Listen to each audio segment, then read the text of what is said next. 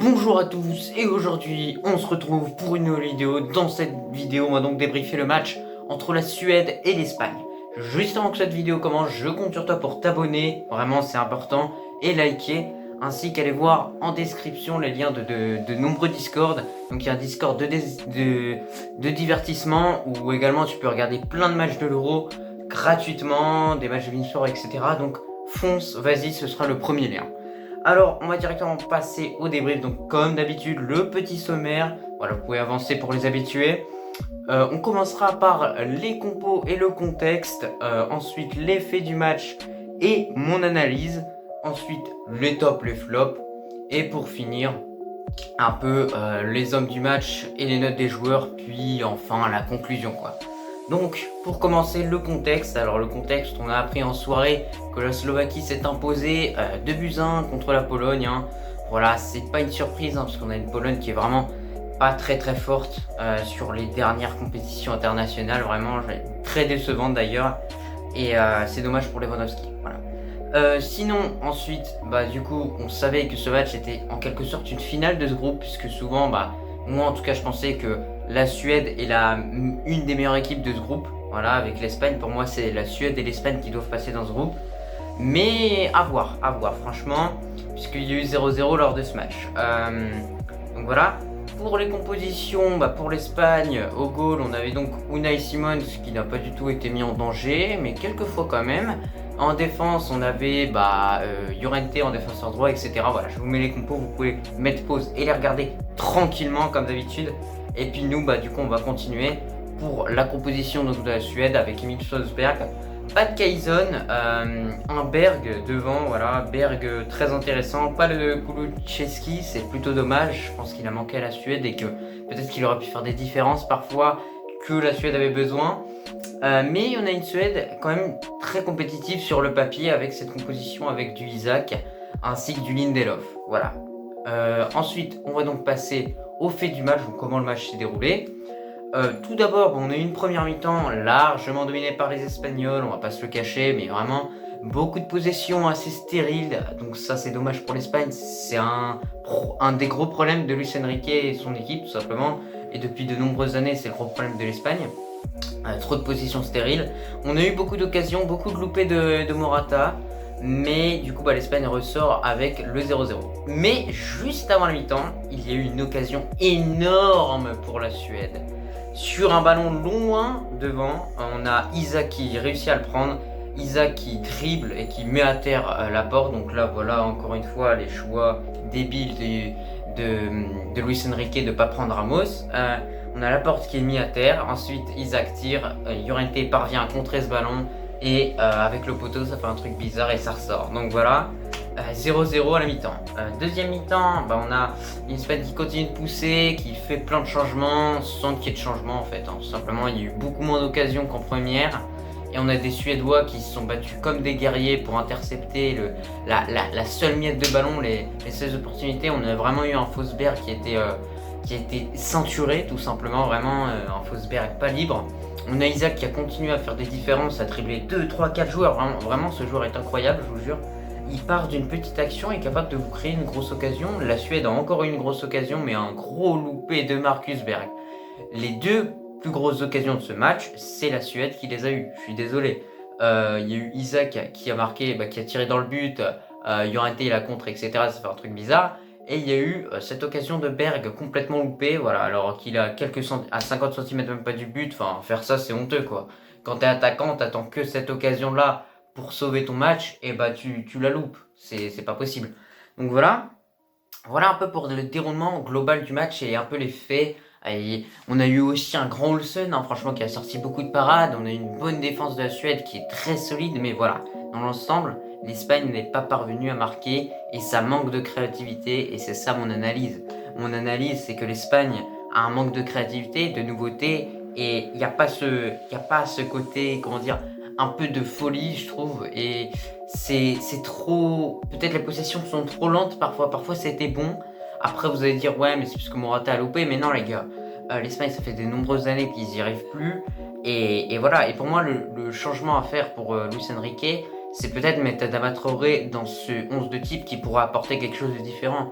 S'il y aurait eu Ansu Fati qui est pour, je le rappelle, blessé, Ansu Fati et Adama Traoré sur les côtés, ça aurait pu apporter quelque chose de nouveau. Et en plus, tu pénalises ton équipe en mettant Marco Llorente en défenseur droit ou un poste où il n'est pas forcément le meilleur et un poste où je pense qu'il apporte pas le meilleur de lui. Et je pense qu'au milieu droit, il pourrait être beaucoup plus performant, vraiment, je vous jure. Et c'est très dommage, franchement. Sinon, on a vu un Ferran Torres assez mobile et assez bon, franchement. Mais moi, je trouve que franchement, Morata, il a pas sa place et qu'il faut mettre Gérard Moreno. Gérard Moreno, il est rentré en 2 secondes. Il a directement eu plein d'occasions, etc. Donc voilà. Sinon, pour l'analyse de la Suède, on a vu que clairement leur plan à eux, c'était de défendre. Ils savaient que de toute façon, quand tu sais que tu joues l'Espagne, tu sais qu'ils vont jouer la possession, donc tu sais que tu vas devoir forcément défendre. Et tu sais qu'il va falloir mettre les ingrédients pour en contre les tuer. Ingrédients qu'ils ont failli réussir à faire. Il y a eu quelques petites séquences, mais beaucoup de pertes de balles assez débiles, franchement, moi j'ai trouvé. Emile Forsberg, mais alors là, invisible man, je vous jure, je l'ai pas vu du match. C'est plutôt dommage, je sais pas si la chaleur l'a abattu, parce que ça peut avoir un impact, croyez pas.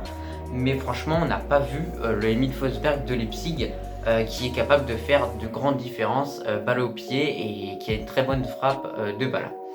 On a vu en revanche Isaac, sur la seule miette de ballon, les seuls petits ballons qu'il avait, il arrivait à convertir ça en grosses occasions.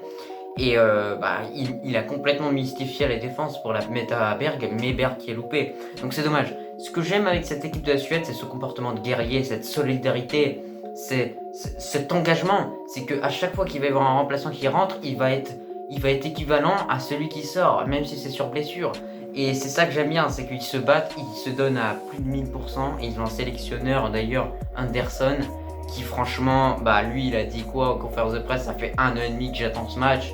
Et on a vu une réelle lutte dans ce match. On a vu que cette Suède aurait pu gagner, mais que la chance n'a pas été avec elle, puisque franchement le poteau d'Urente, enfin le poteau avec Isaac, je trouve que franchement c'est quasiment but, franchement les gars, il y aurait eu but, ça change tout. Ensuite ils auraient tenu défensivement, et puis voilà.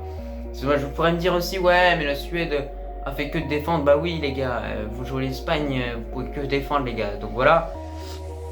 Sinon c'était tout pour mon analyse. Sinon du coup on passe tranquillement au top et au flop. Tout d'abord mon top de la Suède, on va se le dire direct, c'est Olsen qui a réalisé un match de roi. J'aurais pu dire Lindelof ou l'autre défenseur là qui était à côté de lui, mais Olsen a été très bon les gars, il faut se le dire, d'accord, c'est peut-être dur mais il est incroyable ce gardien.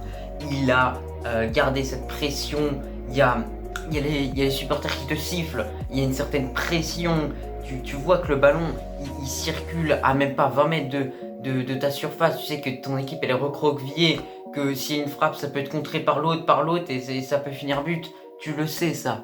Et franchement, malgré qu'en ce moment, concernant ces clubs, c'est assez dur en ce moment, j'ai vu qu'Olsen n'est pas super chaud, mais là avec la Suède, il nous a montré qu'il était incroyable et qu'il était capable de sortir des masterclass, comme ce soir par exemple. Sinon pour mon top de l'Espagne, moi je vous dirais en vrai, Jordi Alba est capitaine et c'est un des seuls joueurs qui a réussi à apporter un peu plus de créativité, à apporter un peu plus de surnom sur sa réparation et qui s'est beaucoup donné et qui donne beaucoup sur le terrain, qui donne beaucoup, il mesure pas ses efforts et on aime ça et franchement c'est un superbe joueur parfois. Même si franchement pour moi il a pas encore le statut bon, il a pas encore le bon statut pour être capitaine, il a pas c'est un petit quoi, voilà quoi. Mais au bout d'un moment tu prends un capitaine, prends un bonhomme. Et c'est ça aussi dans mon analyse que j'ai oublié de vous dire, c'est que l'Espagne n'a pas de leader. L'Espagne n'a pas de leader. Trouvez-moi un leader dans tout l'effectif, il n'y en a pas un seul. Le seul leader c'est Ramos, tu le sélectionnes pas. Et Enrique, tu veux quoi au bout d'un moment? Tu veux perdre l'Euro en fait. Donc voilà. Moi, de toute façon, l'Espagne, moi, je vous le dis, s'ils se font éliminer, je serais pas choqué. Je vous le dis direct. Voilà, on va être un petit peu direct. Je serais pas choqué si l'Espagne se fait éliminer. D'accord?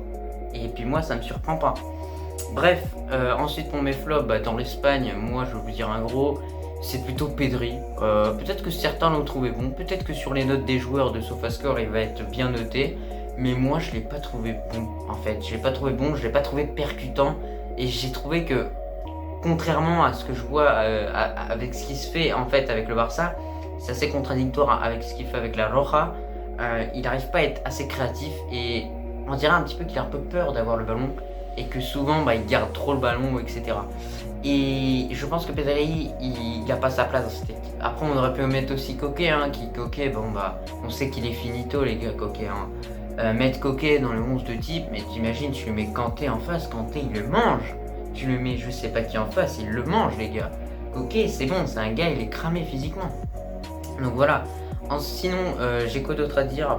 Pour les notes des joueurs, je vous les affiche comme d'habitude. Vous pouvez mettre pause pour les regarder tranquillement. Désolé si je bug un peu avec ma voix, mais je suis vraiment désolé. Sinon, pour mon homme du match, moi c'est Olsen. Moi, pourquoi je vais choisir un Suédois pour l'homme du match? Tout simplement parce que la Suède, ils ont obtenu ce qu'ils voulaient. La Suède, ce qu'ils voulaient, c'est pas perdre. Ils se sont dit, s'il y a une ou deux occasions, on va la prendre. Tu vois? Finalement, ils n'ont pas réussi, parce que Berg, s'il met ce but, ils auront réussi leur mission.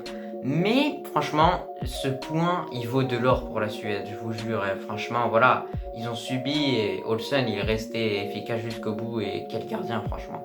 Donc voilà, c'était tout pour cette vidéo, j'espère qu'elle t'a plu. Et moi, je te dis à la prochaine pour une prochaine vidéo, pour un prochain débrief.